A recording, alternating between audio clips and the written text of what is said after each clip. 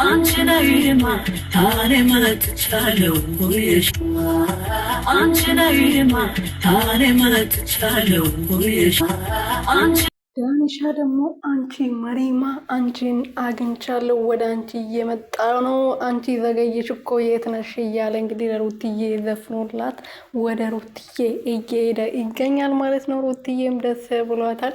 ምክንያቱም አይ ዳኒሻ ትናንት አዝናናኝ እኮ ልጄን ናፈቀኝ፣ ልጄንማ መቀበል አለብኝ፣ ከዚህ በላይ ከአባቱ ርቆ መኖር አይችልም ነበር ያለውና ቀጥሎበታል ማለት ነው። ዛሬም ደግሞ ለሩትዬ ዘፈን ጋብዘዋታል። አንቺ መሪማ አንቺ ቆንጂት የሆንሽ ልጅ ልዕልት የሆንሽ ልጅ ወደ አንቺ እየመጣው ነው የኔ ልዕልት ጠብቂኝ እያላት እንግዲህ በአዲስ ነገር ብቅ ብሏል ማለት ነው።